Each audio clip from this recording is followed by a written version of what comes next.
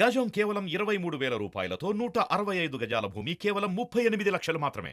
Sir Ambati Rayudu కూడా పార్టీకి రాజీనామా చేసినట్టు కూడా ఎందుకప్ప ఆయన వచ్చిందే మొన్ననో నిన్ననో మొన్ననో ఇంకా పూర్తయిన పార్టీ దీనికి కూడా కాలేదు. ఆయన ఏ రీజన్తో వచ్చారో ఇప్పుడు ఏ రీజన్ చేశారని ఆయన అంటున్నారో కూడా తెలియదు. ఏదో ట్వీట్ ఇచ్చారని అంటున్నారు. దాని అసలు వచ్చింది ఎందుకు వచ్చారో కూడా పూర్తి తెలియదు. అభిమానంతో వచ్చింటే ఆయన కూడా అక్కడ ఏమన్నారు, కొద్ది కాలం పాటు దూరంగా ఉండదలుచుకున్నారు. రీజన్స్ తెలియాలి. తెలిసినాక దాని గురించి ఏమన్నారు. షర్మిల గారు కూడా కాంగ్రెస్ పార్టీలో చెప్పేంటున్నారు, మీకు చెప్పలేదు. కాంగ్రెస్ పార్టీలో చేరారు, పార్టీని కూడా విలీనం చేశారు. మరి ఆ పార్టీలో జాయిన్ అవ్వటం మరి వైసీపీకి ప్లస్ అవుతుందా మైనస్ అవుతుందా, అసలు మీరేమో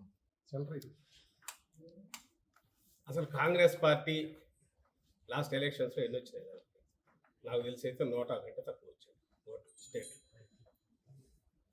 అలాంటి పార్టీకి సంబంధించినంత వరకు ఎంత తక్కువ మాట్లాడుకుంటే అంత మంచిది లేదు. అసలు షర్మిలమ్మ గారు ఏ రోజైతే తెలంగాణలో పార్టీ పెట్టారో ఆ రోజే ఆమె రాజకీయ ప్రస్థానం ఒక దిశలో మొదలుపెట్టారు. ఆ తర్వాత ఏదైనా తెలంగాణ నుంచి తర్వాత కాంగ్రెస్లోకి రావాలనుకున్నారు. దాని వెనక ఎవరున్నారని కూడా ప్రజలకు, దేశానికి అందరికీ తెలుసు.